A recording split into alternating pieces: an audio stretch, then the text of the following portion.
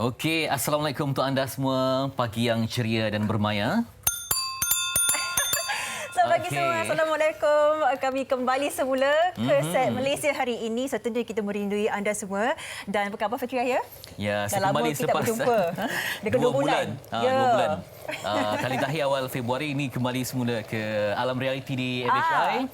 Ya, dan kami bertemankan sesuatu yang baru hari ini. Betul. Yang mana saya antara wangi yang saya suka ataupun bau yang saya suka ialah aroma kopi. So, tentunya Encik Ong Poh Siang atau lebih dikenali sebagai Mr. John antara mereka pengusaha kopi ini dengan cara yang sangat unik anda disaksikan sendiri. Ini adalah kopi-kopi brew yang dilakukan dan dibuat dan diedarkan menggunakan basikal beliau. Jadi betul-betullah Mr. John ni pergi ke sana dan ke sini. Ini buat apa ni Mr. John?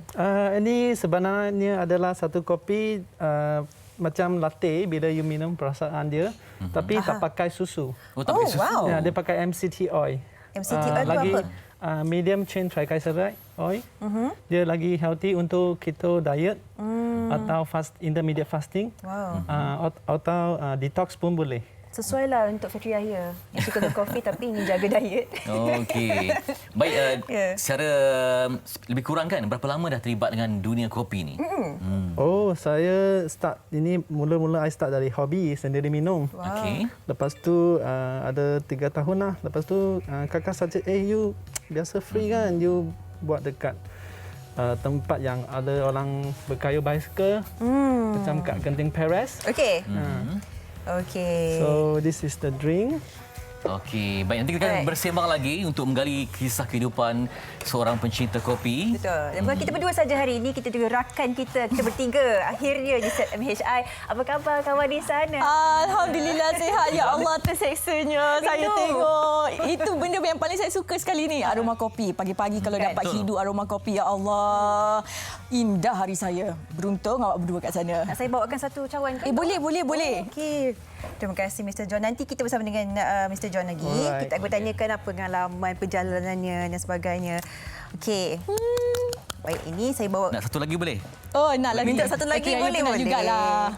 Okey, saya bagi ni kat Marsila ya. Alhamdulillah, terima kasih. Wow. Jadi inilah dia, kita sebenarnya dah lama kan. Semoga anda semua keadaan yang sihat-sihat saja. Hari ini adalah 1 April 2021, hari Khamis bersamaan dengan 19 Syakban 1442 Hijrah. Itu dia. Hari pertama bulan April, kita mengharapkan yang terbaik dan kita pun menantikan Ramadan sebenarnya. Dan juga dah selesai 1/4 tahun 2021. Betul. Dah bulan April dah kan, diam tak diam. Tapi sebelum minum kopi tu, saya nak kongsikan banyak tips yang diberikan dalam buku kesihatan. Sebelum ambil kopi, kena lapik dulu. Lapik? Maksudnya minum air dulu ke. Minum baru kopi. Tak boleh tiba-tiba kita bangun angin yang perut kosong terus kopi. Masuk angin? Mungkin penjelasan saintifiknya mungkin lebih lain sikit lah.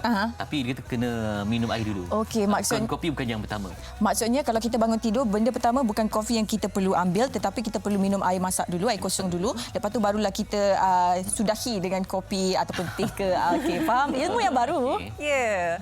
Tapi di permulaan tahun ini, kita melihat banyak ramai mereka antara pengusaha-pengusaha kopi yang mencari jalan lain untuk meletakkan sedikit sebanyak variasi bagi perniagaan mereka. Dan kalau boleh kita nak umumkan sedikit sebanyaklah, hari ini adalah hari yang agak istimewa juga.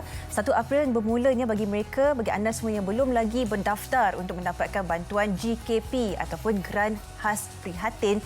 Hari ini bermula pendaftaran sehingga 15 April nanti. Dan kepada mereka yang sudah memohon, yang sudah mendapatkan Geran Prihatin 1.0, 2.0, anda cuma perlu melakukan semakkan sahajalah untuk melihat sama ada anda layak atau tidak untuk mendapatkan Geran Prihatin 3.0 ini. Dan kita pastinya kan dengan GKP 3.0 ini pastinya dapat membantu orang kata tu meringankan sikitlah beban para usahawan PKS Mikro, terutamanya yang terjejas akibat pandemik COVID-19 yang melanda kita. Diam tak diam dah setahun dah, Sofia, Fetri kan.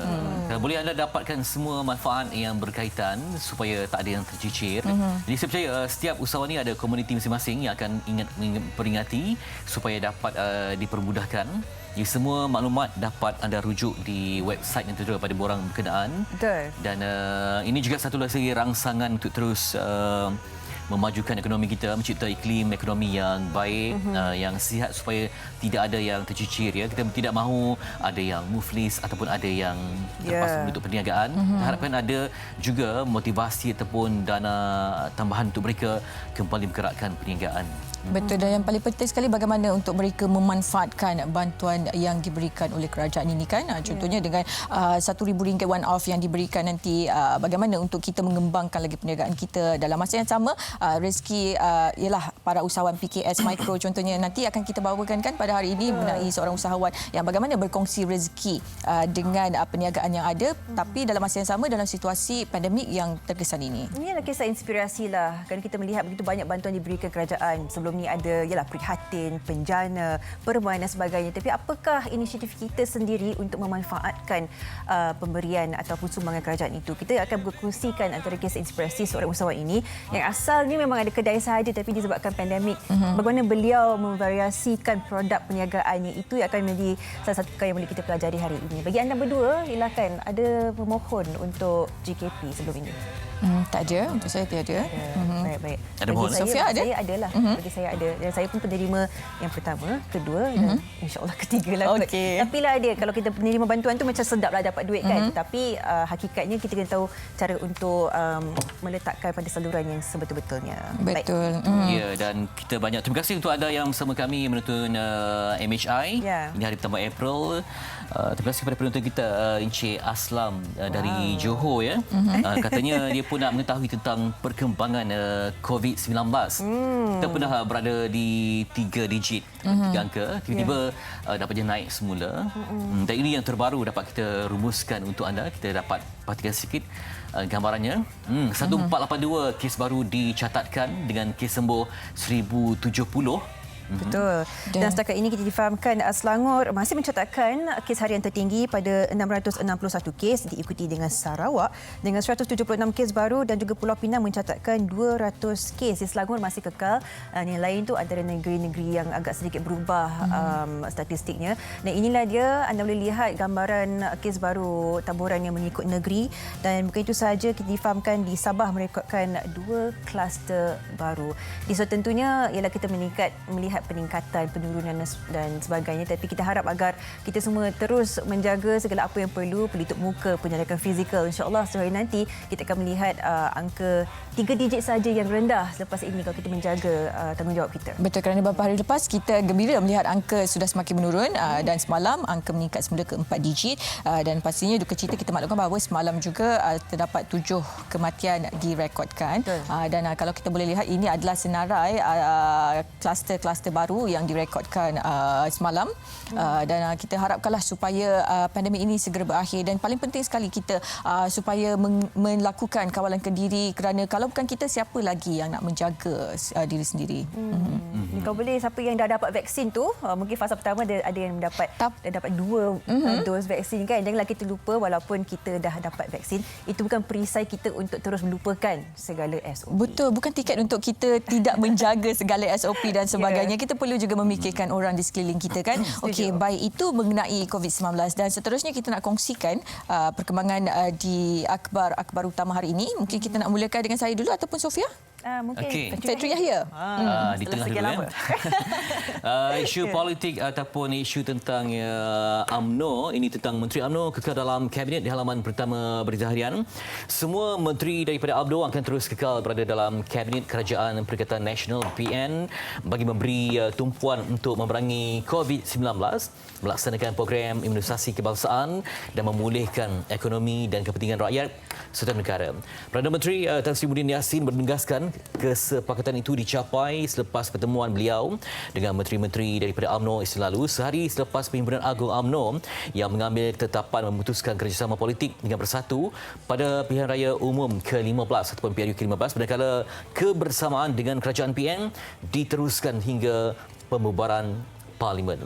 Malam lanjut di halaman yang kedua, untuk kita dapatkan perincian. Antara lain, Perdana Menteri menyebutkan bahawa alhamdulillah atas nasihat yang saya berikan, kesempatan dicapai bahawa semua menteri dalam UMNO akan terus kekal berada dalam kabinet. Anda baca perinciannya di halaman yang kedua dan ketiga. Baik. Saya teruskan dengan perkongsian di NST ini berkenaan dengan rollout ataupun memberikan akses vaksin kepada semua. Dikongsikan di halaman utama, all out concerted efforts are being made to increase COVID-19 registration rates with agencies like Post Malaysia, Grab, Parks and Corporation and many more. However, a deadline will not be set. Dikongsikan di sini, instead the government would actually go all out to increase vaccine registration by roping in all agencies to assist in the exercise, especially in places where the uptake is especially low. Tiada tarikh akhir akan ditetapkan untuk pendaftaran vaksin COVID-19 ini untuk memberikan pastinya imuniti berkelompok yang disasarkan menerusi program imunisasi kebangsaan. Dan kerajaan pada masa yang sama bukan saja bertindak sendiri tetapi meningkatkan usaha dengan memasukkan lebih banyak lagi agensi lain untuk mencapai pendaftaran yang lebih tinggi khususnya di kawasan pedalaman dan sebagainya. Itulah antara yang perlu kita lihat juga. Mungkin di kawasan bandar tahap kesedaran yang lebih tinggi, tetapi di kawasan-kawasan yang mungkin lebih kurang akses internet, maklumat dan sebagainya. Antara inisiatif yang akan diberikan kerajaan juga adalah menyampaikan risalah dari rumah ke rumah untuk memastikan kesemua mungkin orang tua dan sebagainya mendapatkan informasi yang betul berkenaan akses kepada vaksin ini. Kita harapkanlah mungkin dalam pertengahan tahun ini harapan dengan 60-70% rakyat Malaysia menerima vaksin. Itu yang kita harapkan supaya tahun depan kita tak dibelenggu lagi masalah COVID-19 ini. Betul. Baik, itu di halaman kedua, ketiga NST. Seterusnya saya nak kongsikan apa perkembangan di harian Metro, di mana di sini yang menjadi pilihan penerbit kita pada hari ini adalah mengenai jasa hero 14 tahun diiktiraf bantu operasi SAR mangsa lemas. Perinciannya ada di halaman ke-25, di mana di sini katanya kecil-kecil cili api. Itu adalah peribahasa yang sesuai buat seorang pelajar tingkatan 2 Sekolah Menengah Agama Marang yang berani dan sanggup menyertai pasukan penyelamat dalam operasi SAR Mangsa Lemas di Pantai Jambu Bongkok. Dan ketika laut bergelora operasi SAR pastinya sukar, namun Norman berjaya mengendalikan jet ski bersama bapanya dengan begitu baik sekali. Dan mulanya Norman dan bapanya hanyalah berniat untuk membantu, namun dia tidak menyangka bahawa akan menerima sijil penghargaan tersebut. Dan ini pastinya pengalaman pertama, dan pengalaman pertama ini pastinya memberi pengalaman baru buat adik Norman. Dan kita bayangkan dalam keadaan laut bergelora, ombak kuat dan juga sekarang ni musim tengkujuh kan, bagaimana seorang pelajar tingkatan 2 ini sanggup menggadai nyawa menyertai pasukan SAR membantu mencari mangsa yang lemas. Dan kita kira bahawa sikap sebegini wajar dicontohi dan dijadikan tauladan lah oleh orang-orang muda yang lain. Apapun tahniah kepada Norman. Itu dia di harian Metro. Dan banyak lagi perincian-perincian menarik di akhbar-akhbar utama hari ini. Pastikan anda mendapatkan berita harian NST dan juga harian Metro. Okey. Wah, kopi kita dah sampai. Mr. John. Terima kasih. Terima kasih. Ini pelatih juga. Terima kasih Mr. John. Sama dengan saya punya ke Mr. John? Boleh? Sama dengan saya punya latih ke? Sama, ya. Okey. Boleh. Okey, mungkin kita ambil peluang ni bagi Marsila dan Fatri cuba sedikit. Perut dah lapik kan? Minum air tadi kan? Tadi saya dah minum air. Okey. Silakan Marsila. Oh ya, saya tak sempat ambil gambar. Airdrop dia nanti. Okey, ini adalah specialty coffee. Ya, Happy kopi. Coffees. Okey, bismillah. Bismillah. Happy. Okey, wow. Ulaskan sikit. Sedap. Dia rasa berbeza. Selama ni kan kita minum latte, kopi dan juga susu kan. Okey. Tapi yang ni sebab Mr. John kata tadi minyak kelapa. Betul kan minyak Coconut kelapa, oil. coconut oil. So rasa dia agak berbeza dengan latte yang kita selalu rasa. Agak berminyak sikit tapi rasa yang menyenangkan dan menyedapkan. Okay, saya nak dengar pula ulasan Fatri Yahya ni. Oh, wajahnya. Dia buat iklan lah. Saya tak pasti. Ini kopi atau mimpi? Kopi atau mimpi? Oh, Mr. John. Mr. John. Kan? Kopi Saya atau pun nak milk satu tea? juga. Latte ke Tapi- atau Okey, macam ni. Macam mana? Bila dia dah tak gunakan susu, jadi dia betul-betul naik rasa kopi tu kan. Betul. Kita tak terikat dengan you susu. try this one? This is Patrick something pernah minum tak kopi sweet dan and juga mentega? fruity. So this belum is lagi. the Saya akan sama. original Okey. tasting handcraft Tapi coffee. tak masin je. Baik. So this is ini adalah Sidamo dari Utopia dia punya bean. Sidamo daripada Utopia. Utopia is a country, Sidamo is Biji the kopi. regions. Okey. Ya. Anda berdua dah rasakan yang dengan coconut oil. Saya Okey. cuba yang kopi hitam pula. Okey, rasa selesai kopi hitam untuk pun. Sofia Ya. yang jaga Yang menjaga kecantikan. menjaga badan. Baik, Bismillahirrahmanirrahim. Okey.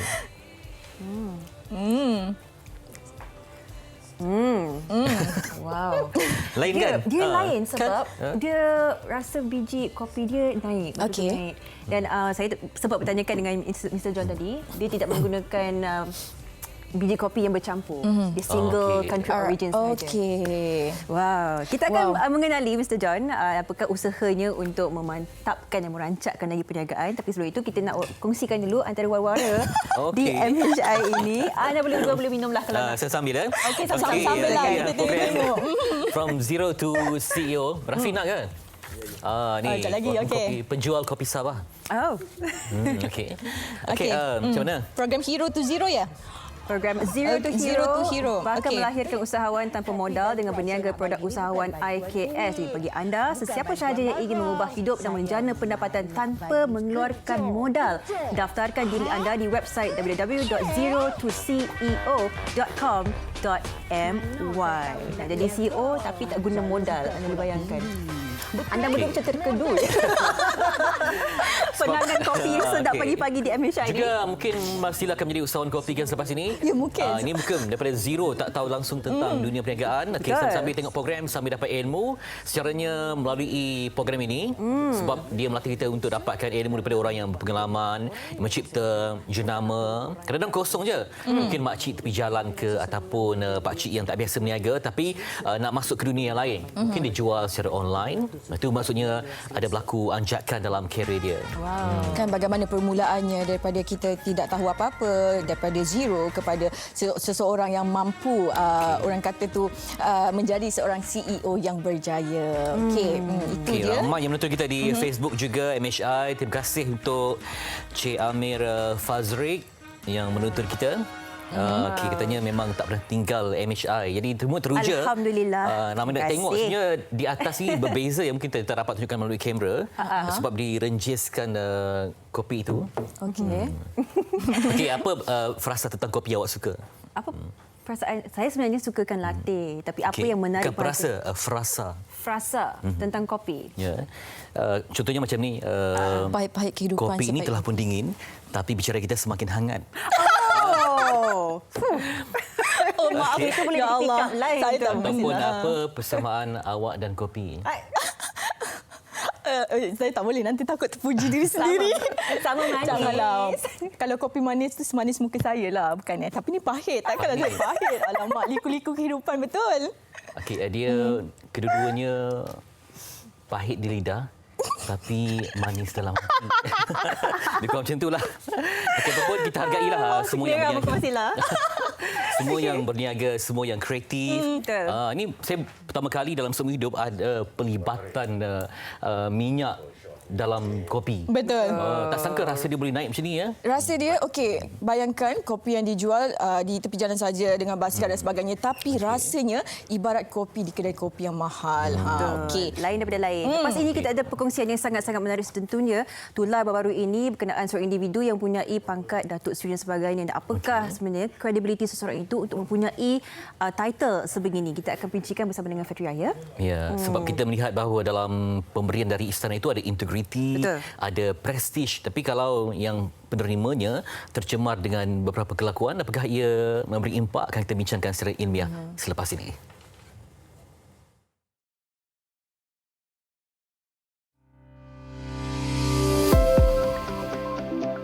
Assalamualaikum warahmatullahi wabarakatuh dan salam sejahtera.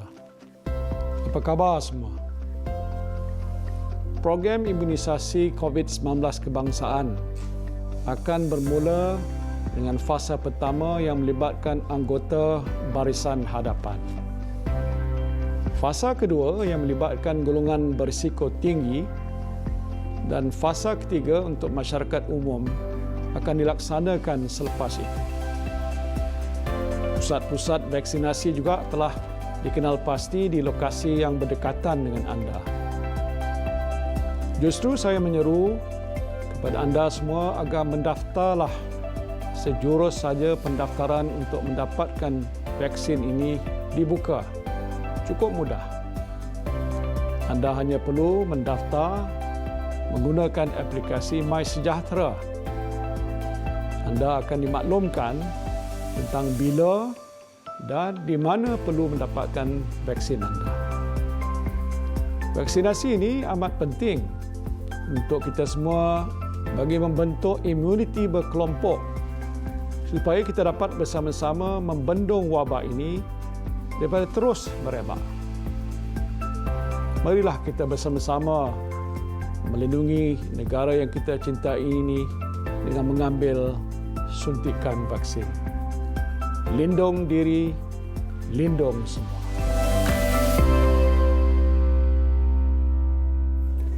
Kembali semula di MHI dan kita berbincang tentang isu yang amat penting untuk pelihara kemuliaan darjah kebesaran. Kerana ada kita terbaca artikel yang menyebut bahawa kemungkinan akan ditarik balik seandainya berlaku laporan ataupun pihak istana terima laporan yang mana tidak sesuai pemberian darjah itu dengan akhlak ataupun peristiwa yang menjurus kepada mencela reputasi daripada pihak istana yang jadi teras ataupun payungan negara. Untuk itu kita akan berbincang dengan Profesor Madya Datuk Dr. Wan Ahmad Fauzi Wan Husin, pengarah Institut Tamadun dan Kajian Strategik Universiti Malaysia Pahang UMP. Assalamualaikum, Datuk berada di talian. Warahmatullahi wabarakatuh. Baik Datuk, kita berbincang bila mana melihat tentang istana ataupun melibat tentang darjah kebesaran ini, ia ada kaitan yang membawa kepada prestij, kepada integriti, kepada sesuatu yang murni daripada pihak istana yang mengiktiraf individu dalam pelbagai bidang lapangan, sama dalam bidang seni, bidang kajian, bidang perkhidmatan dan sebagainya, dan ia perlu dijaga. Jadi macam mana Profesor melihat bahawa ini adalah satu tanggungjawab amanah yang harus dipikul kepada penerima anugerah yang membawa darjah kemudian ini kerana ia melibatkan reputasi kita, taat setia kita serta penghormatan kita kepada pihak istana, terutamanya Sultan yang menganugerahkan anugerah berkenaan. Silakan Datuk. Ya, penggunaan anugerah kebesaran sudah pasti merupakan satu perkara yang cukup istimewa kerana ia mengumpulkan penggunaan diraja. Dan kalau kita lihat dari sudut proses penggunaan darjah sekalipun, ia mempunyai syarat-syarat atau kriteria tertentu. Secara umumnya kita lihat mereka yang dikurniakan anugerah terbagi kepada 3 kumpulan. Pertama, pegawai kerajaan. Yang kedua, kumpulan politik. Dan yang ketiga, badan bukan kerajaan. Jadi bagi 3 kumpulan ini mempunyai syarat-syarat kelayakan tertentu dan juga terdapat satu jawatankuasa yang akan menilai, yang akan proses dan juga akhirnya memutuskan sama ada seorang itu layak atau tidak untuk dikurniakan gelaran atau darjah kebesaran. Bagi contohnya, di sana ada tapisan polis agar mereka yang dipertimbangkan gelaran itu tidak terlibat dengan aktiviti jenayah. Yang kedua, tapisan SPRM untuk mengelak mereka yang sedang siasat atau menghadapi tindakan rasuah. Dan yang ketiga, kebankrapan. Mereka yang dipertimbangkan darjah itu tidak boleh seorang yang bankrupt. Inilah antara asas dalam penilaian dan pastinya mereka yang layak dikurniakan adalah mereka yang berjasa kepada isteri raja ataupun kepada negara atau negeri dan kepada siapa saja yang Agung ataupun baginda Sultan fikirkan layak dan sesuai. Datuk, bila-bila saya melihat petikan daripada antara ucapan pemangku Raja Pahang Tengku Hassanal Ibrahim Alam Syal Sultanullah Riayatuddin Mustafa Billah Shah yang menyebut bahawa setiap kurniaan di bumi Allah datang bersama dengan tugas dan amanah yang wajib dijunjung. Bagaimana pengundian ini seharusnya membangkitkan motivasi untuk berbakti kepada rakyat dan bukannya sebagai simbol kepada riak dan angkuh yang mengambil resmi padi semakin tunduk makin beriksi untuk kembali memberi sumbangan kepada negara. Inilah motivasi dan bukannya tempat untuk jadikan sebagai mungkin pengundian ini ada pihak yang menjadikannya sebagai sumber meraih keuntungan ataupun mencipta perkara-perkara yang mencetuskan rasa tidak elok dalam masyarakat. Silakan, Datuk. Ya. Dari sudut darjah itu sendiri, dia lahir daripada statut darjah. Bukan boleh diadakan begitu saja. Ya. Perlu dirundingkan dengan Dewan Penasihatan Diraja. Kalau di peringkat persekutuan, pastinya mendapat nasihat daripada Jemaah Menteri. Jadi, kewujudan darjah itu sendiri merupakan satu pengirfan yang besar atas jasa dan sumbangan. Jadi, mereka yang dikurniakan darjah kebangsaan ini diharapkan menjadi contoh teladan kepada orang yang lain. Supaya, macam Cik Fitri kata tadi, dapat memberi dorongan kepada mereka yang menerima dan mereka ini dapat memberi contoh teladan yang baik kepada orang lain untuk menunjukkan taksir yang baik kepada raja dan negara dan menjadi contoh kejayaan mereka kepada orang lain. Jadi amat tidak wajar kepada penyandang gelaran kebesaran ini menggunakan kebesaran yang ada untuk menunjuk, untuk mempamerkan kepentingan diri, mengatasi kepentingan negara. Dan kalau kita lihat dari sudut tertib ataupun kod etika, saya percaya bukan sahaja di Pilihan Negeri, bahkan persekutuan juga kita mempunyai etika untuk memegang darjah kebesaran gelaran tertentu. Yang mana etika inilah yang sepatutnya diamalkan untuk menjaga integriti kepada semua penerima darjah kebesaran. Ya. Jadi komen Datuk bila mana contohnya macam Kerajaan Pahang, Negeri Pahang yang perketat penganugerahan pingat yang mana ia juga mencerminkan satu integriti dan juga tata cara mentadbir urus supaya antara lain syarat had usia juga diwujudkan yang mana tiada individu di bawah 40 tahun boleh dicalonkan bagi darjah Indra Mahkota Pahang DIMP. Jadi macam mana ini juga mencerminkan ketegasan pihak istana untuk menjaga integriti itu. Silakan Datuk. Ya. Ya, itu satu langkah yang begitu bijak, satu langkah yang perlu dan sesuai dengan keadaan sekarang. Walaupun penggunaan darjah kebesaran itu merupakan prerogatif atau budi bicara di Paduka Baginda Agung atau raja-raja, walau bagaimanapun dari sudut pemilihan perlu juga dilihat dari sebagai sudut, termasuklah umur. Kalau dilihat umur yang begitu muda, pastinya untuk seorang itu membina saksian yang baik untuk menjaga pergaulan dalam usia yang begitu muda pasti sukar. Dan saya melihat usia 40 tahun itu memang sesuai kerana dia seiring dengan tahap kematangan. Saya rasa satu pendekatan yang baik. Walaupun saya masa dikurniakan darjah kebesaran persekutuan dan negeri dulu belum capai umur 40 tahun. Tapi saya rasa syarat tersebut memang sesuai lah. Bukan semua orang boleh membawa dekorum darjah tersebut.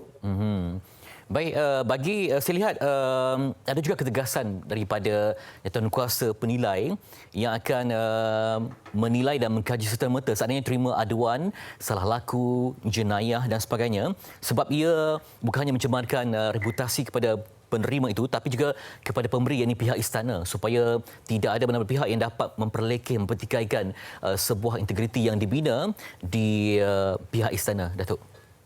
Ya, kalau kita lihat sebagai contohnya di negeri Selangor, bukan saja apabila seorang itu disabitkan kesalahan, tetapi jika sekiranya ada laporan di akhbar atau melalui berita disampaikan sehingga mendapat makluman kepada ahli Dewan Diraja Selangor, perkara ini boleh diambil tindakan segera, disiasat dan akan digantung darjah kebesaran khususnya markai gelaran. Apabila mereka disabitkan, maka pembatalan proses pembatalan akan dibuat. Dan jika sekiranya dalam tempoh penggantungan itu berlaku kesihatan dan mereka ini tidak bersalah, maka mereka boleh mengguna semula gelaran tersebut. Jadi kita lihat tindakan ini juga telah diterima pakai di negeri-negeri lain demi menjaga norma baik institusi istana dan juga norma baik darjah itu sendiri. Ya. Dan ini juga mencerminkan Datuk ya, wibawa dan juga betapa cekapnya pengurusan oleh pihak istana, yang mana mereka ni sebaik terima apa-apa laporan yang juga boleh mencalarkan reputasi pihak istana, serta merta diberikan ketegasan tanggungjawab siasatan. Nampaknya ada satu jantung kasar yang cukup-cukup mantap dan daripada nasihat Sultan sendiri yang betul-betul menjaga kemuliaan darjah kebesaran itu, Datuk. Ya, ya betul. Kalau kita lihat di Selangor ditubuhkan jawatankuasa khas, jawatankuasa khas selaku Datuk dan Jaksa Perdamai Selangor. Mana daripada mesyuarat jawatankuasa tersebut akan membuat syur kepada Dewan Diraja. Maksudnya bukan perkara tersebut terus dibawa kepada Dewan Diraja, tetapi ada satu mekanisme untuk memastikan tuduhan itu adalah benar, bukanlah tomahan semata-mata, dan juga banyak perkara dapat diteliti dengan sebaik-baiknya. Jadi saya rasa memang wajar, apatah lagi kebelakangan ini kita lihat begitu banyak contohnya yang saya difahamkan skamer baru ni. Maksudnya bukan saja Datuk Seri, bahkan beberapa orang Datuk lagi terlibat. Dan ini tidak termasuk kes yang menggunakan gelaran palsu. Yang tidak ada gelaran pun menggunakan gelaran tersebut dengan tujuan menipu, memperdaya dan juga untuk membawa diri sebagai seorang yang berintegriti dan sebagainya. Ya.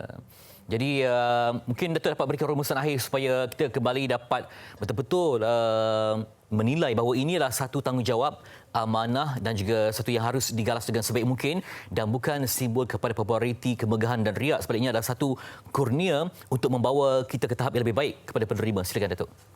Ya, saya begitu menyokong tindakan tersebut dan langkah tersebut memang wajar supaya apabila penerima membawa diri dengan baik, menunjukkan contoh bahawa kejayaan yang dikira itu kerana perkhidmatan kepada raja dan negara dan juga dapat menunjukkan sifat-sifat yang boleh dicontohi, maka secara tidak langsung dia akan beri galakan yang baik dan bukan sahaja dia bukan satu iktirafan supaya isteri raja dan negara tidak dihina. Kalau katakan mereka yang melakukan jenayah terdiri daripada penerima gelaran tidak diambil tindakan, akan dilihat bahawa institusi diraja itu menyokong atau melindungi orang-orang yang tidak sewajarnya.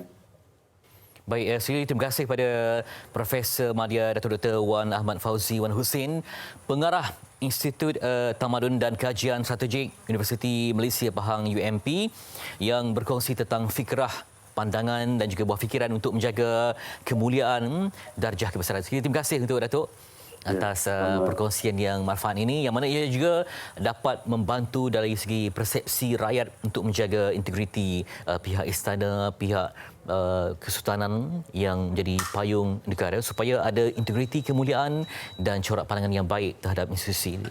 Tengah berehat seketika, namun kalau anda sukakan kopi, biarlah ia terus bersemadi dalam jiwa kerana kopi adalah simbol ketenangan. Jumpa lagi selepas ini dengan isu yang pelbagai di ABCI.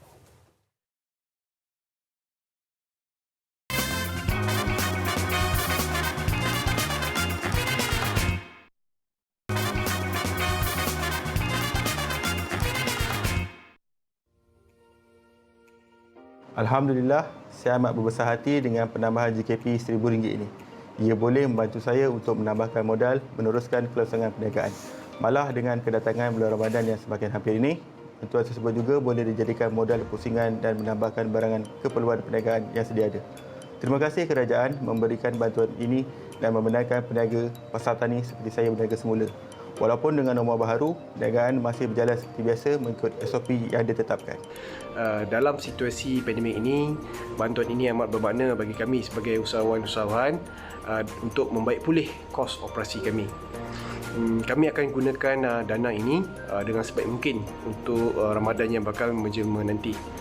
Jutaan terima kasih kepada kerajaan yang tak terhingga yang telah banyak bantu usahawan-usahawan seperti kami ini di dalam musim pandemik ini.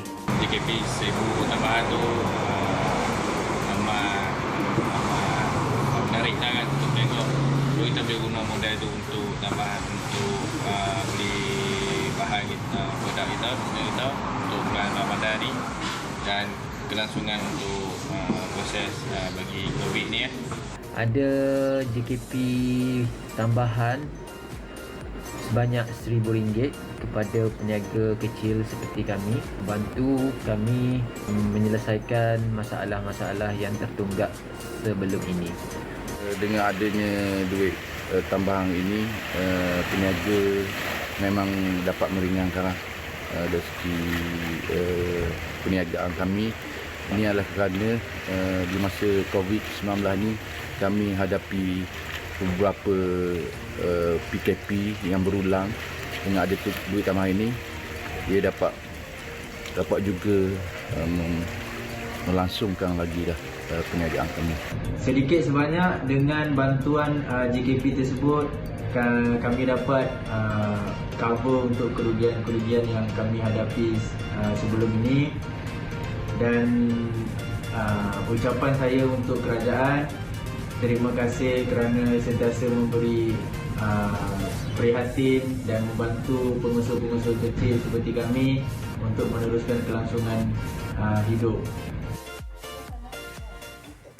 Baik, anda baru saja saksikan sedikit sebanyak perkongsian antara usahawan-usahawan yang telah pun menerima grant khas prihatin sumbangan ini daripada kerajaan dan cara mereka memanfaatkan pemberian itu. Dan di segmen kali ini kita akan melihat ini antara kisah inspirasi saya boleh kira daripada seseorang yang mempunyai satu kedai makan asam pedas. Beliau telah membuatkan inovasi untuk menjadikan paste asam pedas ini daripada ialah bantuan pertama 600 bungkusan, tapi kini telah pun mengedarkan dekat 6,000 bungkusan di seluruh Malaysia. Bagaimana beliau sebenarnya mengorak langkah ini, kita akan perincikan bersama dengan Encik Muzamir Saharudin, pengusaha industri kecil dan sederhana. Assalamualaikum.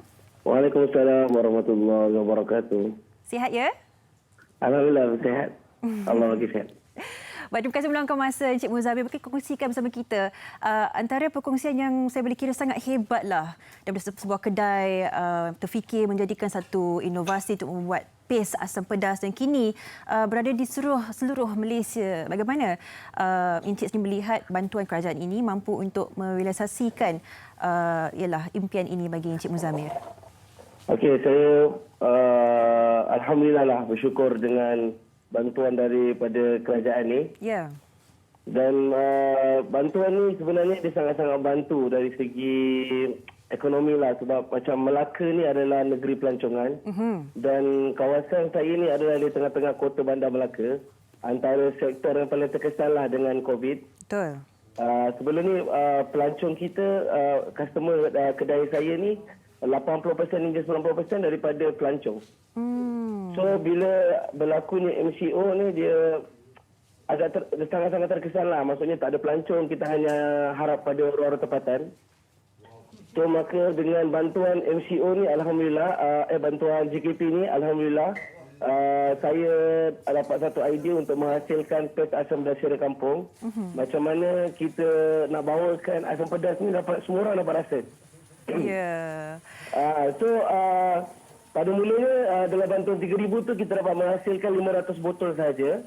Tapi alhamdulillah dengan berkat doa orang ramai yang nak rasa asam pedas kan, sekarang ni kita telah menghasilkan 6 hingga 7,000 botol dah. So kita juga telah memiliki 30 orang ejen dan 15 orang stokis di seluruh negara.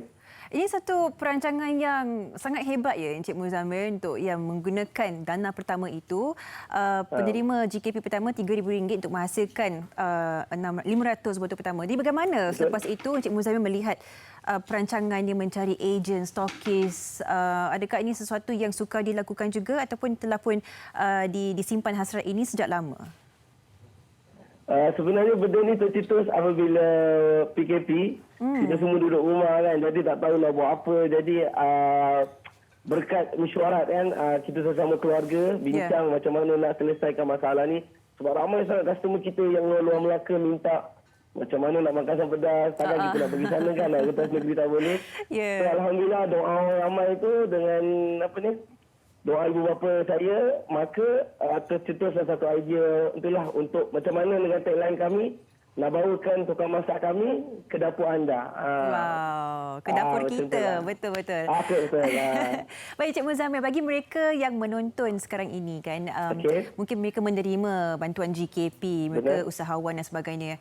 Bagaimana mereka boleh mengorak langkah untuk mencari jalan lain untuk memvariasikan produk mereka, servis mereka? Kerana Cik Muzammil adalah satu kes yang berjaya. Bagi mereka yang macam tak tahu nak mula dari mana ni, apa yang boleh Cik Muzammil ialah nasihatkan bagi usahawan-usahawan lain? Macam saya hanya perlu hanya nak kongsikan usahawan di luar sana tidak boleh hanya mengharap bantuan sahaja, tapi kena kreatif. Kadang-kadang orang cakap mana cukup 3,000, mana cukup 2,000, betul. Tapi kena kreatif. Bagaimana dengan 3,000 tu boleh menjadi beribu-ribu. Yang paling penting bagi saya, kita yakin yang bagi rezeki Allah bukannya makhluk. So minta dengan pemberi rezeki, insya-Allah Allah bagi rezeki. La ilaha illallah. InsyaAllah. Baik Cik Muzammil, saya nak bertanyakan sedikitlah. Selain daripada memikirkan cara untuk mengedarkan ke seluruh Malaysia dengan packaging sebagainya, adakah dana itu juga digunakan untuk pemasaran, marketing? Adakah itu salah satu faktor yang memastikan kejayaan produk asam pedas ni, Cik Muzammil? Macam mana tadi? Ya, marketing tu macam kita nak memasarkan mungkin di media sosial dan sebagainya. Adakah dana itu digunakan juga untuk media sosial untuk memastikan ramai lagi yang membeli produk Encik Muzammil ni? Ya, saya di media sosial saya sangat-sangat menggunakan media sosial yang semampu mungkin. Di Facebook, di Instagram dan apa jua platform yang disediakan saya akan manfaat sebaik mungkin lah. Baik, kita akhir sekali lah sedikit ialah kata-kata nasihat kepada semua yang akan menerima atau bakal mendaftarkan diri untuk mendapatkan grant khas prihatin ini. Sedikit ialah nak disampaikan oleh Encik Muzammil. Okey, pertama sekali saya bagi tahu, gunakan dengan sebaiknya. Gunakan untuk kepentingan berniaga, bukan kepentingan diri, maksudnya bayar benda lain lah. Dan jangan sia-siakan peluang yang dibagi. Dan minta kepada pemberi rezeki, jangan minta kepada makhluk. Itu sahaja. Jangan sia-siakan pemberian yang telah pun diberikan. Itu salah satu kata-kata yang sangat kuat yang boleh kita ingat. Terima kasih kita ucapkan kepada Encik Muzammil Saharuddin, seorang pengusaha industri kecil dan sederhana. Satu kes yang... Terima kasih juga melangkah masa yang boleh kita mendapatkan inspirasi untuk kita terus memajukan perniagaan kita. Kita akan berehat seketika, sekembalinya kita akan melihat juga kisah inspirasi penjual kopi dengan basikal. Segalanya di MHI. Hari ini, kalau tadi kan di awal siaran Sofia dan juga Fetri dah cuba kopi kat sini, dah rasa dah bau aromanya. Sekarang giliran saya pula. Tapi kita nak mengenali lah Mr. Ong Pos yang juga dikenali sebagai Mr. John. Antara mereka yang mengusahakan kopi ini dengan cara yang tersendiri, saya tadi melihat Mr. John ni buat setiap cawan tu dengan penuh kasih sayang, penuh cinta. Dia fokus. Tak berhenti daripada tadi membrew kopi. Jadi mungkin Mr. John nak terangkan sedikitlah mengenai apa istimewanya kopi Mr. John ni kalau dibandingkan dengan kopi-kopi yang lain? Kopi ni dia single origin, so means dia represent dia sendiri punya negara and to the stage. So different stage, lain punya stage dia punya perasaan dia lain. Baik. Yeah, some like kalau Utopia punya bean biasa kita minum rasa dia banyak flourish. Smell like forest atau fruity. Jadi Encik Ong ni sebenarnya betul-betul mempelajari mengenali setiap satu coffee bean yang dihasilkan. Adakah ini juga sedikit sebanyak dibantu oleh pengalaman Encik Ong sebagai seorang jurugambar bebas sebelum ini, seorang freelance photographer sebelum ini? Adakah itu membantu juga untuk mengenali dunia, mengenali coffee bean? Adakah itu membantu juga? Ya, itu memang membantu. Pasal selalu I travel, I pun cuba cari local punya coffee. I mean like if saya pergi Thailand. So, maknanya Encik Ong ni seorang penggemar kopi yang sanggup mencuba dari satu negara ke satu negara yang lain untuk mencuba rasa aroma kopi tempatan lah. I mean I suka kayu bicycle. So every tiap-tiap tahun I ada 1 bulan punya holiday. So I pergi Thailand ke Taiwan ke kan. Okay. So I kayu bicycle sana. Wow. So I mean you kena blend in dia orang punya culture lah. Okay. So bila you blend in, so from there you learn belajar dia orang punya lifestyle. Okey. Saya tertarik tau sebab kita tahu Encik Ong ni seorang jurugambar bebas. You love to cycle, dia suka mengayuh dan sebagainya. Jadi menggunakan tema dan minat itu untuk dijadikan, untuk digabungkan coffee and bicycle. Jadi bagaimana penerimaan? Kita faham mula daripada bangsa, tapi ada beberapa tempat juga yang Encik Ong pergilah untuk menjual kopi ni. Dulu start tak pakai bicycle pasal just macam rasa nak cubalah, just bukan nak rasa nak buat kopi untuk untung wang. Okey. So pasal sudah ada equipment yang is hobi sendiri, jadi pun sudah ada kan. No harm to try lah kan. Start dekat tempat yang orang kayu bicycle, dekat tempat Genting Perez. Jadi sana orang pun suka minum kopi. Pasal sebelum I buat store itu, I sendiri I kayu sana. Right. I ambil air, gas tank. Tu I masak. I panas sendiri. Lepas tu I brew dekat sana, 1 orang. Bila sampai top sana. Mungkin sambil-sambil kita berbual ni, Encik Ong boleh tunjukkan macam mana nak buat kopi kan? Apa daripada awalnya. So coffee punya toast standard, okay, macam tu. So ini adalah grinder. Grinder, okay, ini grinder. Nak saya tolong ke? Boleh cuba? Boleh cuba lah juga. Ini ada tough sikit lah, tapi dia cepat. Okey. Oh, jadi ini untuk grind the beans lah. Grind the beans, dia jadi haluskan. So ini kita panggil V60. Dia macam V lah kan? Nampak tak? V. Okey. Oh, pun main peranan juga. V60. So ini lubang dia, air keluar. So this is the, kalau tak nak invest, boleh pakai inilah, senang. Okey. This one rumah ada kan? Kat mana-mana cup sajalah. Teruslah. So the water come here. So like that. So just make a demo for you. See how is this thing work. So you can. So this one is ini untuk penapis. Penapis is a filter. Tak. Jadi itu ground. Powder tak go through the bawah. So, jadi ini adalah manual brew ya? Manual brew, yes. So kat kedai-kedai semua kan dia pakai mesin. Betul lah, ada mesin dah senang. Mesin tu berat. Kalau nak letak bicycle ni, aku rasa susah sikit. Macam mana nak kayu kan, nak bawa dengan kapasiti tempat lagi. Unless it's a e-bike, then boleh lah. Okey. Jadi setiap satu kopi tu, Encik Ong kena betul-betul usaha lah. Usaha kan? Kena grind. Encik Ong, saya tertarik melihat basikal ini. Ini sebenarnya ini bicycle is a Japanese post bike. Yang sudah tak mau. Jadi banyak barang dekat Jepun tak mau.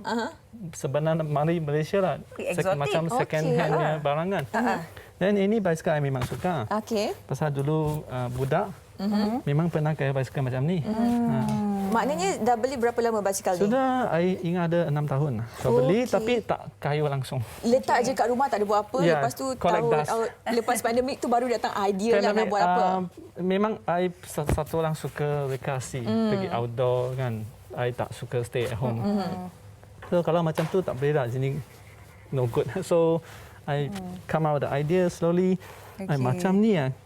Dia empty lah. Bayangkan dia tak ada box ini dua. Memang you cannot do anything kan. Betul. So ini pun you custom make. semata-mata untuk ni lah. Okay, not difficult. This box you can get from IKEA, you know. Saya rasa kawan saya factory pun ada sesuatu nak ditanyakan. Kan? Yang mana yang paling mendapat sambutan? Ada tak orang yang memang terkejut bila mana ada macam minyak tu kan? Seorang dia mungkin tak boleh terima. Jadi apa komen daripada pengguna? Yeah. Oh, you mean the Kopi, Rasa kopi tu. Beza, healthy, sihat kan? Ya. Dia untuk how to say ya? Dia if you wake up in the morning, you empty stomach. That is the best drink to go in to your stomach. So because you empty your stomach, it's easy your system to absorb them. Okay. So actually MCT oil, the molecule is very fine. Even people, lazy people, no exercise, dia pun masuk dalam, dia automatic tu very big. Maknanya kita mendapat manfaat dan juga khasiat daripada secawan kopi yang kita minum pada pagi hari, kan? Betul. Khususnya bagi anda yang menjaga badan dan sebagainya, ini antara alternatif kopi yang sangat menyihatkan lah. Jadi dibandingkan dengan pop-up store, ini untuk inspirasi lebih ramai usahawan lainnya. Seperti kita saksikan dikayuh ke sini ke sana, ini adalah pop-up store-nya yang that comes first. Itu yang datang dulu dan kemudiannya datangnya basikal ini. Adakah lebih mantap lagi perniagaan, orang lagi kenal Mr. John punya perniagaan ni bila dah mula berbasikal, menggunakan basikal ni? Basikal tu is special pasal this one if you go to Europe everywhere. Setup macam ni. Di Eropah di mana-mana semua ada. Lagi canggih lagi daripada ni. This is very low budget because the whole setup tak sampai 1K lah. I mean not talk about this equipment. So it's very cheap. So kalau like equipment, this one can be crazy. You see? Okay. Like this one, because I already own them, so you don't feel the burdens when you start this one. If people want to do this business, they want to start now, dia nak cuba, memang ada burden. Yeah. Okey, baik. Tapi kan sebelum kita berehat seketika, sebelum kita tamatkan perbualan kita ni, saya nak tanya berapa banyak cawan kopi yang terjual sehari? Kalau ikut ini size 8 liter saja. So there's a best thing tak ada baik kalau pop up dengan basikal ni pasal limitation of the weight dengan air 8 liter. So 1 cup is around 200 ml. Oh, banyak. So 1 liter you baru boleh buat 5 cup. Means no way. So actually 40 lah. Actually tak sampai lah. So because in between you waste some water. So maybe like tapi susah. Okey. Itulah sedikit perancangan diperlukan dan kita ucapkan syabaslah kepada Encik Ong. Dia memvariasikan produknya, kopi ni macam sedap kan? Sedap rasanya, lain daripada lain. Masih lagi saya terasa aroma kekenalannya tu. Dan yang paling penting sekali, Sofia, bagaimana dengan situasi tertekan sekarang kan? Situasi pandemik sekarang. Encik Ong mengambil kesempatan dengan menjual kopi dan sebagainya dan sekaligus menjana pendapatan. Betul. Terima kasih kita ucapkan kepada Encik Ong Poh Siang, lebih dikenali sebagai Mr. John. Kat Bangsa ya biasanya? KKB. Okey. Kuala Kubu Baru. No. It's kebun bangsa. Kebun bangsa. Wow. That one is the temporary time being. Okey, kita akan berehat seketika. Sekembalinya kita akan mendekati rakan artis kita pula. Tapi sebelum tu akan bersama saya dululah. Betul. Segalanya di MHI.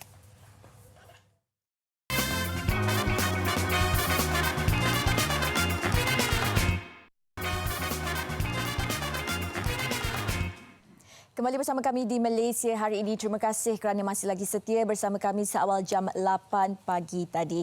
Baik, saya ada satu soalan kepada anda. Sudahkah anda menunaikan tanggungjawab anda melaksanakan Banci Malaysia 2020? Jika sudah, tahniah saya ucapkan, dan jika belum, apa lagi, tunaikanlah tanggungjawab anda. Dan bercakap mengenai Banci, hari ini kita akan bersama dengan Ketua Perangkawan Malaysia, merangkap Suruhanjaya Banci Malaysia 2020, iaitu Datuk Seri Dr. Muhammad Uzir Mahidin yang sudah bersedia di panggilan video sekarang ini. Assalamualaikum Datuk Seri.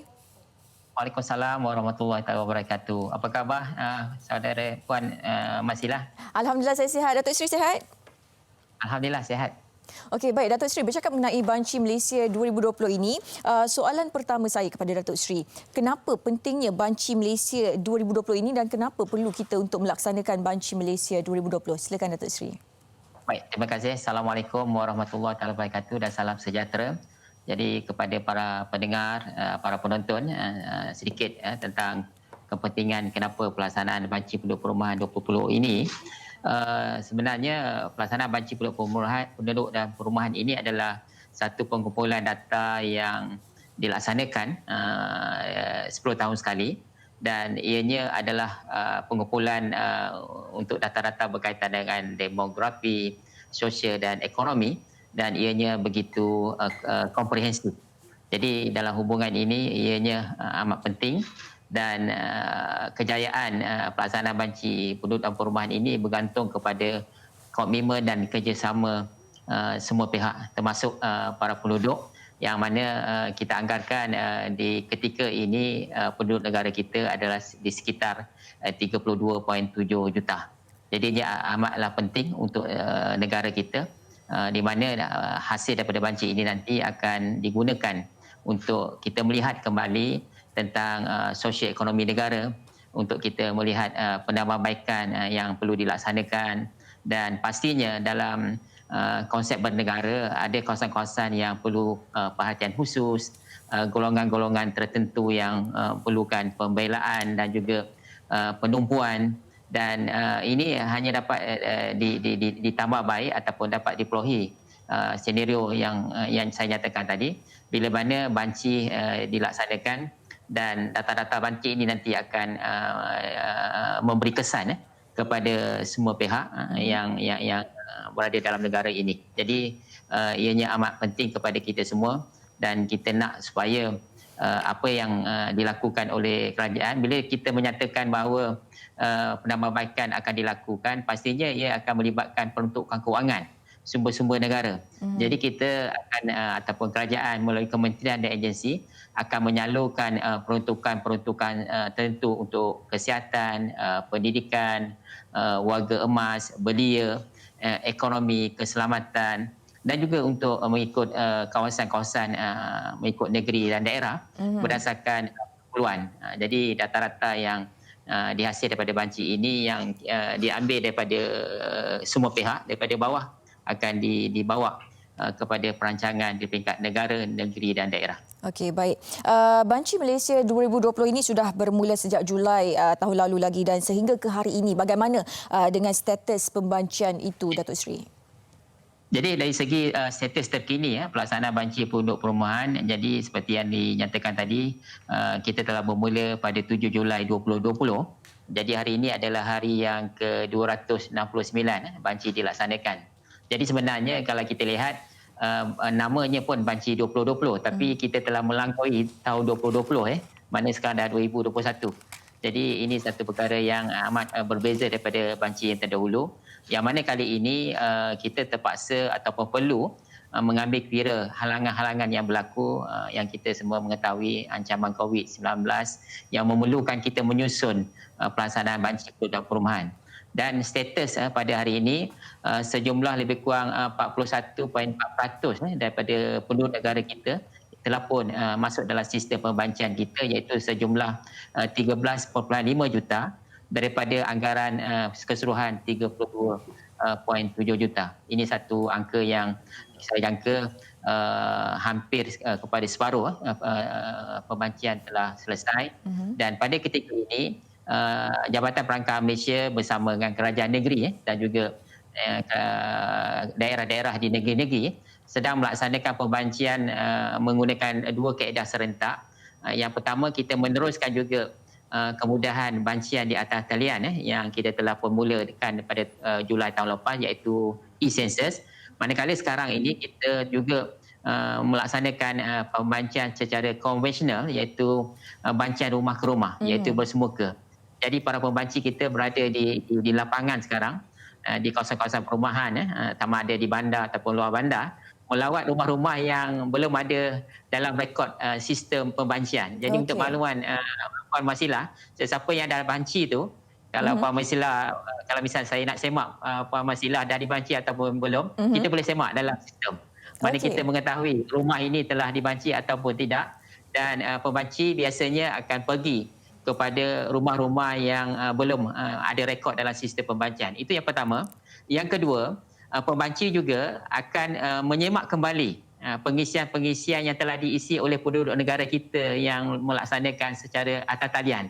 Sebab kita khawatir ada juga di mana maklumat-maklumat yang dibekalkan tu daripada semakkan awal kita yang mungkin maklumat itu tidak lengkap. Maknanya bilangan yang ada di dalam rumah itu tidak dilaporkan sepenuhnya. Ini juga tanggungjawab yang sedang dilakukan oleh para pembanci dan penyelia yang berada di lapangan. Jadi jangan terkejutlah kalau misalnya ada yang telah menghantar bancian secara talian, tetapi juga ada juga yang kita buat sebagai semakan secara sistematik. Mungkin kita tidak buat satu persatu, tetapi secara kaedah semakan probability kita akan buat untuk kita menghasilkan supaya pengisian ini ataupun data yang diperolehi tadi betul-betul berkualiti. Dan seperti yang nyatakan tadi, ianya akan memberi kesan kepada perancangan dan pembangunan negara pada masa ini dan pada masa akan datang. Okey, baik. Datuk Seri, dalam Banci Malaysia 2020 ini, siapa yang terlibat? Siapa yang perlu diliputi? Adakah bukan warga negara juga terlibat dalam Banci Malaysia 2020 ini?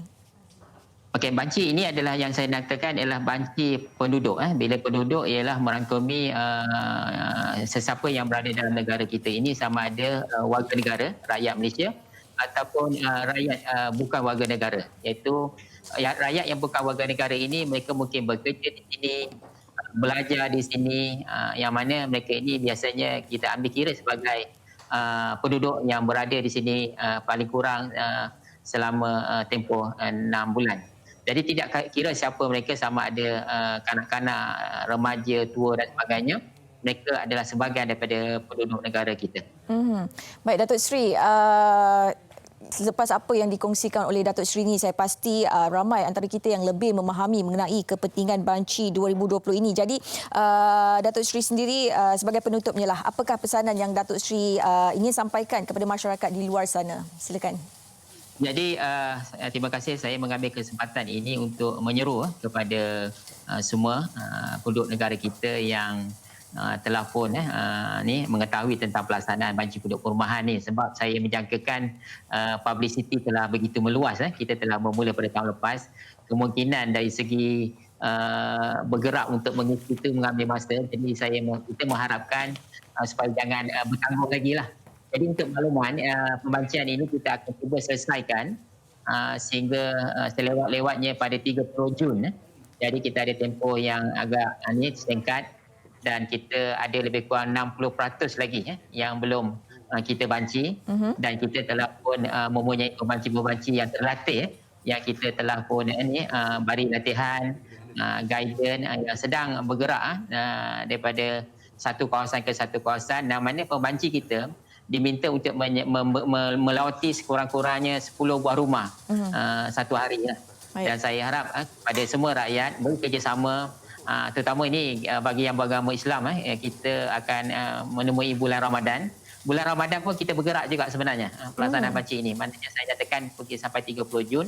Dan yang paling penting, apa juga yang kita sumbangkan pada masa ini akan juga kita nikmati pada masa akan datang hasil daripada perancangan teliti yang dibuat daripada data banci ini. Dan juga masyarakat yang terdahulu seperti yang kita telah maklum juga telah pun memberi kerjasama, kerana ini adalah banci yang ke-6. Kita bermula tahun 70 dan bayangkan kalaulah masyarakat pada tahun 70, 80, 90 tidak memberi kerjasama dalam pelaksanaan banci terdahulu, kemungkinan kita tidak menikmati apa yang kita nikmati sekarang. Jadi kita nak supaya negara kita dapat diurus, dibangunkan dengan tersusun dan teratur, dan peluang yang terbaik ini untuk semua memberikan sumbangan yang saya rasa begitu mudah, iaitu memberi kerjasama lebih kurang 1 jam, mungkin kurang pada 1 jam kepada pembanci-pembanci kita, ataupun yang boleh mengisi atas talian masih boleh mengisi atas talian lebih kurang 40 minit hingga 1 jam, bagi masa sedikit untuk menjayakan banci penduduk rumah ini. Dan kepada yang telah mengisi, kita ucapkan sabah dan tahniah. Anda adalah wira negara, menyumbang yang terbaik kepada negara kita. Terima kasih ya. Baik, terima kasih banyak-banyak Datuk Seri kerana sudi meluangkan masa berkongsi mengenai Banci Malaysia 2020, dan saya pasti ramai yang akan menjalankan tanggungjawab dengan melaksanakan Banci Malaysia 2020. Terima kasih Datuk Seri. Ya, sama-sama. Assalamualaikum warahmatullahi wabarakatuh. Waalaikumsalam. Itu dia Datuk Seri Dr. Muhammad Uzir Mahidin, merupakan Ketua Perangkawan Malaysia merangkap Pesuruhjaya Banci Malaysia 2020. Baik, kita nak berehat seketika dan sekembalinya nanti kita akan bersama dengan seorang rakan artis ini yang katanya mendedikasikan lagu buat legenda negara iaitu Allahyarham Nasir Wahab. Pastikan anda terus setia bersama kami di Malaysia Hari Ini.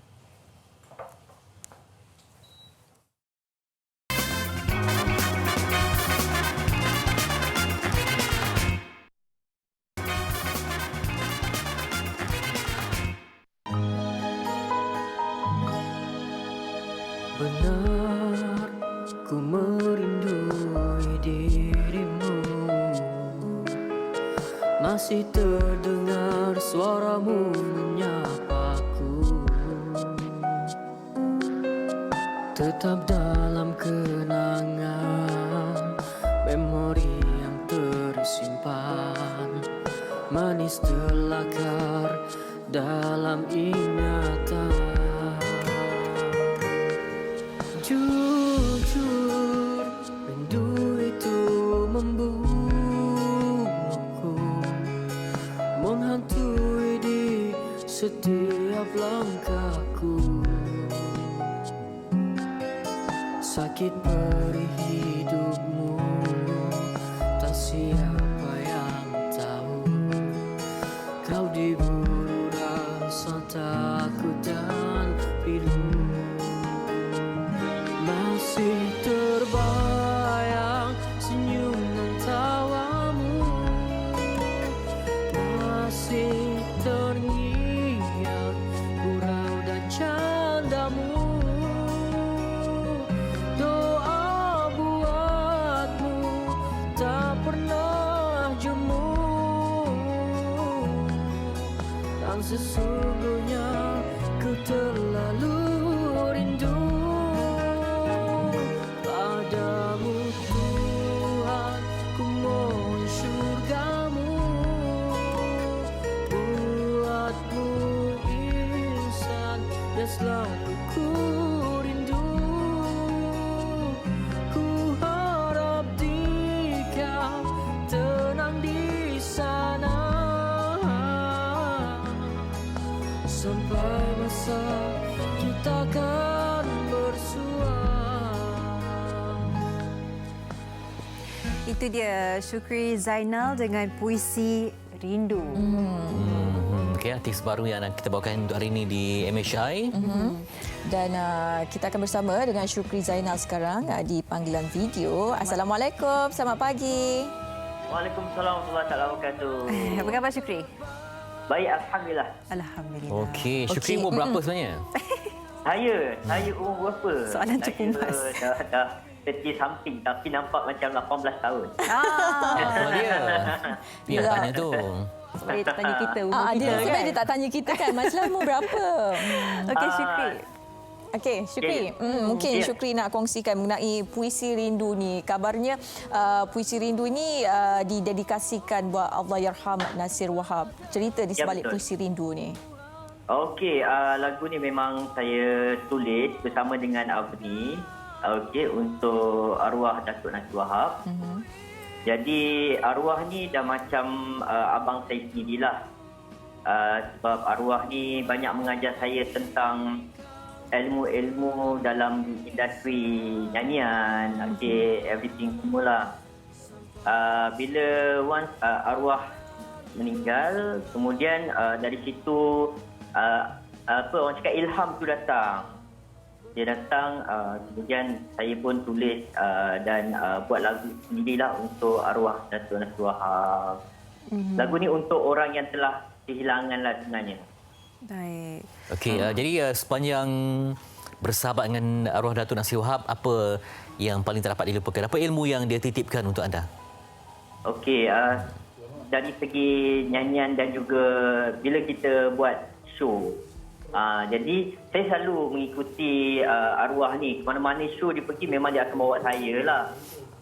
So dekat situ saya akan nampak arwah ni macam mana showmanship dia dekat atas stage. Jadi situ saya akan cuba belajar lah macam tu untuk jadi lebih matang. Kita bercakap dengan Syukri ni seperti seolah seorang yang telah pun melalui begitu banyak perkara dalam kehidupan, dan kita difahamkan ialah single ketiga bagi Puisi Rindu, dan kita dengar jugalah sebelum ni Syukri pernah mengalami sedikit kemurungan. Jadi mungkin nak kongsikan sikit sebanyak bagaimana Syukri mencari kekuatan itu untuk bangkit semula untuk menghasilkan lagu seterusnya ni. Okey, dulu memang saya ada mengalami depression. Jadi memang ada pergi jumpa dengan doktor pakar lah. Jadi alhamdulillah saya better dengan sokongan daripada kawan-kawan, lebih lagi daripada arwah Datuk Najib Wahab lah. Beliau banyak memberi sokongan lah dari situ. Baik, dan ketika melalui fasa tersebut, bagaimana, berapa lama Syukri melalui fasa kemurungan itu? Dalam 6 months macam tu lah.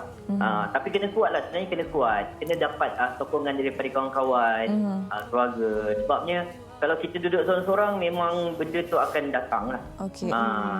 Apa puncanya sebenarnya yang mencetuskan?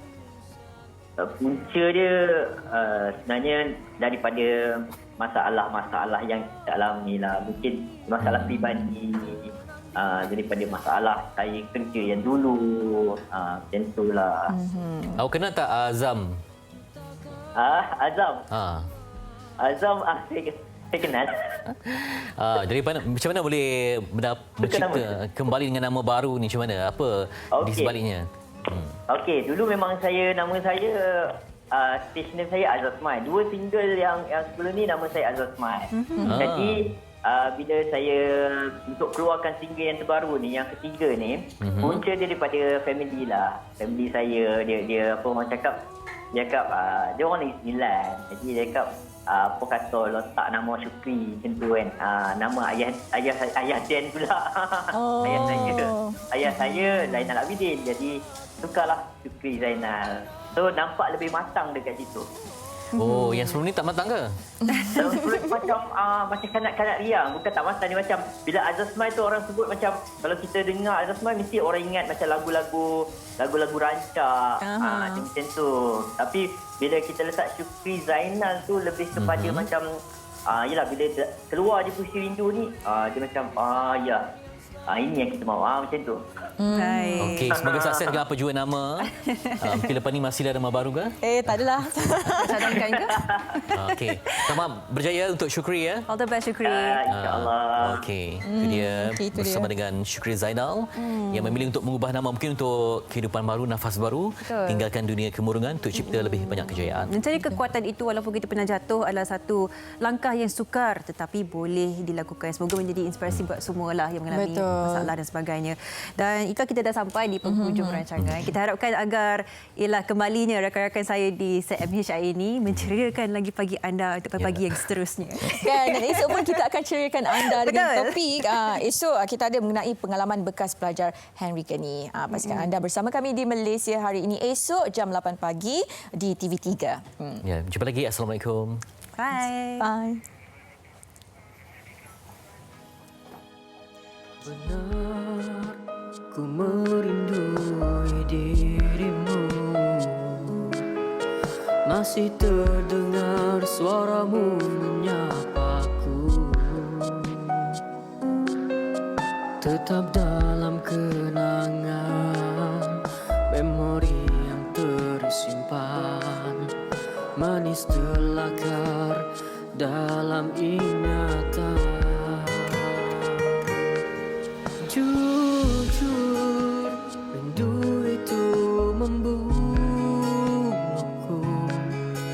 menghantui di setiap langkahku. Sakit perih hidupmu, tak siapa yang tahu. Kau diburu rasa takut dan pilu. Masih terbayang senyum dan tawamu, masih terngiang gurau dan candamu. Doa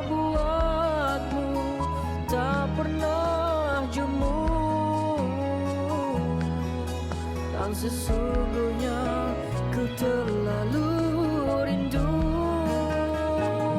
padamu Tuhan, ku mohon syurgamu, buatmu insan yang selalu ku rindu. Ku harap dikau tenang di sana sampai masa kita akan